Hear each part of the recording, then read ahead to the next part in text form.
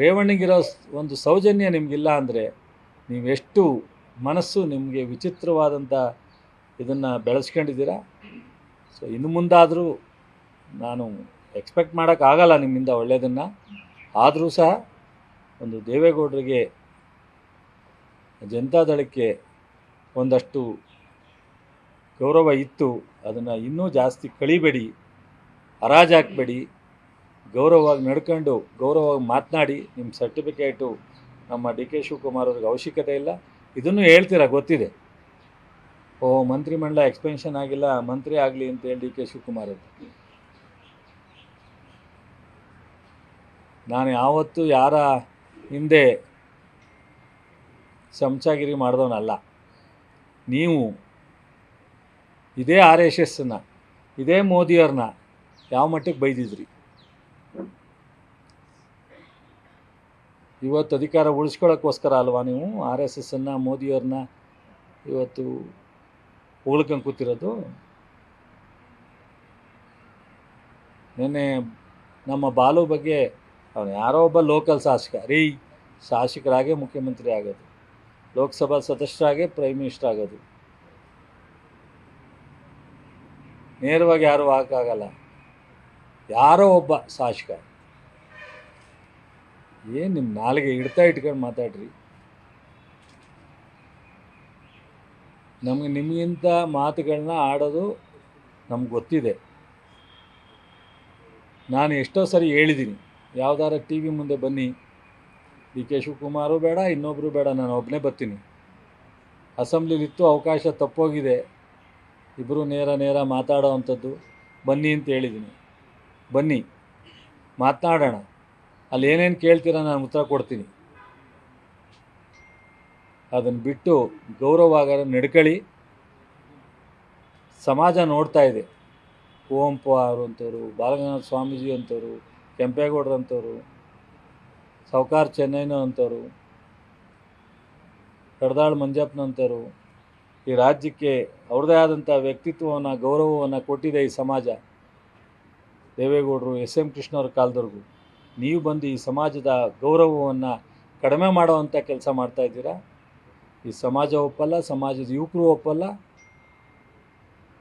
ಈ ರಾಜ್ಯದ ಜನನೂ ಒಪ್ಪಲ್ಲ. ಇದು ಡಿ ಕೆ ಶಿವಕುಮಾರ್ ಒಬ್ಬರಿಗೆ ಅಗೌರವ ಅಲ್ಲ, ಇದು ಇಡೀ ನಾಡಿನ 7 ಕೋಟಿ ಜನರಿಗೆ ನೀವು ಹೇಳಿರ್ತಕ್ಕಂಥದ್ದು, ಸಂವಿಧಾನ ವಿರೋಧಿ ಮಾತನ್ನು ಹೇಳಿರ್ತಕ್ಕಂಥದ್ದು, ಪ್ರಜಾಪ್ರಭುತ್ವದ ಅಗೌರವವನ್ನು ತೋರಿರ್ತಕ್ಕಂಥದ್ದು. ಇದನ್ನು ಬಿಟ್ಟಿನ ಮುಂದೆ ಗೌರವವಾಗಿ ಇರಬೇಕು. ಯಾವತ್ತಾದರೂ ನಿಮಗೆ 120 ಸೀಟು ತಗತೀನಿ ಅಂತೇಳಿ ವಿಧಾನಸೌಧ ಮುಂದೆ ಬಂದು ಮಾತನಾಡಿ ನಿಮ್ಮ ನಾಯಕತ್ವದಲ್ಲಿ, ಅವತ್ತು ನಿಮಗೆ ಸಲ್ಯೂಟ್ ಹೊಡೆದು ನಿಮಗೆ ಸರೆಂಡರ್ ಆಗ್ತೀವಿ. ನೀವು ರಾಜಕಾರಣದಲ್ಲಿ ಮುಂದುವರಿಯೋ ನೈತಿಕ ಹಕ್ಕೇ ಇಲ್ಲ ನಿಮಗೆ. ನಿಮ್ಮ ಮಾತುಗಳು, ನಿಮ್ಮ ಕಥೆಗಳು, ನಿಮ್ಮ ನಡವಳಿಕೆಗಳು ಅಷ್ಟು ಒಂದು ವಿಚಿತ್ರವಾದಂಥ ರೀತಿಯಲ್ಲಿ ದಿವಸ ಬರ್ತಾಯಿದೆ. ಇದನ್ನೆಲ್ಲ ಸರಿಪಡಿಸ್ಕೊಂಡ್ರೆ ಅದು ನಿಮಗೆ ಒಳ್ಳೆಯದು, ನಿಮ್ಮ ತಂದೆಗೆ ಗೌರವ, ನಿಮ್ಮ ಪಕ್ಷಕ್ಕೆ ಗೌರವ. ಸೊ ಇದನ್ನೆಲ್ಲ ಬಿಟ್ಟು ಮಾಡ್ತೀವಿ ಅಂದರೆ ನಾವು ಇನ್ನು ಮುಂದೆ ನಿಮ್ಮ ವಿಚಾರದಲ್ಲಿ ರಿಯಾಕ್ಟೇ ಮಾಡಬಾರ್ದು ಅನ್ನೋ ಒಂದು ಸಂಕಲ್ಪವನ್ನು ನಾವು ಮಾಡಿದ್ದೆವು.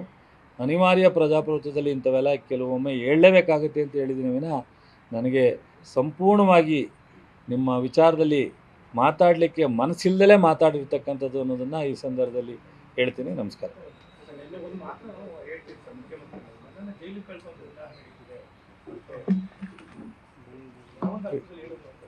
ಈ ಹಿಂದೆ ಅವರೆಲ್ಲೂ ರಿಯಲ್ ಎಸ್ಟೇಟು ನಾನು ಹೇಳಲಿಕ್ಕೆ ಬೇಕಾದಷ್ಟಿದೆ. ಇವರು ಎಲ್ಲೆಲ್ಲಿ ಏನೇನು ಮಾಡ್ತಾಯಿದ್ದಾರೆ ಅಂತ. ಇವ್ರ ಆಸ್ತಿ ಎಲ್ಲಿಂದ ಬಂತು? ಇವ್ರ ಕುಟುಂಬದ ಆಸ್ತಿ ಎಷ್ಟಿದೆ ಇವತ್ತು ಕೇಳಿ ಅವ್ರನ್ನೇ. ಅವರೇ ಡಿಕ್ಲೇರ್ ಮಾಡಲಿ, ನಾನು ಬೇಡ. ಎಲ್ಲಿಂದ ಮಾಡವ್ರೆ? ಅವರಾದರೆ ಬಿಸ್ನೆಸ್ ಮಾಡವ್ರೆ. ಇವ್ರು ಯಾವ ಬಿಸ್ನೆಸ್ ಮಾಡಿದರು? ಇವರಿಂದ ದೇವೇಗೌಡರ ಗೌರವವನ್ನು ಕಳೆಯೋಕೆ ಹೋಗಲ್ಲ ನಾನು. ಅವರು ಒಂದಷ್ಟು ದಿವಸ ನನ್ನನ್ನು ಮಗನ ರೀತಿ ಪ್ರೀತಿಸಿರೋರು.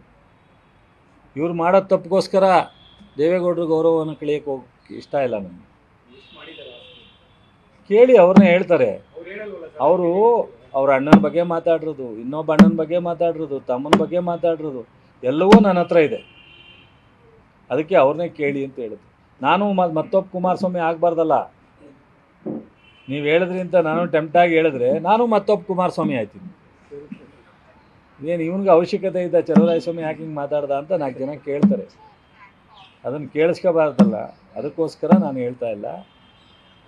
ಸೊ ಈ ಒಂದು ಮನಸ್ಥಿತಿ ಇಟ್ಕೋಬಾರ್ದು. ಮತ್ತು ಡಿ ಕೆ ಶಿವಕುಮಾರ್ ಅವ್ರನ್ನ,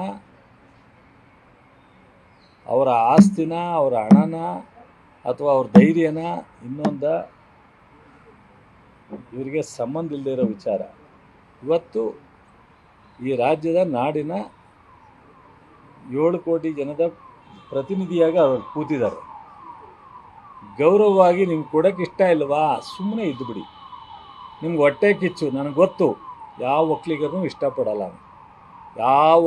ಇಷ್ಟಪಡಲ್ಲ, ನನ್ನ ಆದಿಯಾಗಿ ಇಲ್ಲಿವರೆಗೆ ಒಂದು 100 ಜನ ಲೀಸ್ಟ್ ಇರ್ಬೋದು. ನಮ್ಮ ಬಚ್ಚೇಗೌಡರು ಹೇಳೋರಲ್ಲ, ಅದನ್ನ ಇನ್ನೊಂದ್ಸಲಿ ದಯಮಾಡಿ ಸೋಷಿಯಲ್ ಮೀಡಿಯಾದಲ್ಲಿ ಅವಾಗವಾಗ ಬರ್ತದೆ, ನಿಮ್ಮ ಟಿ ವಿಲೂ ಸಾಧ್ಯ ಆದರೂ ಒಂದು ಸಲ ಹಾಕಿ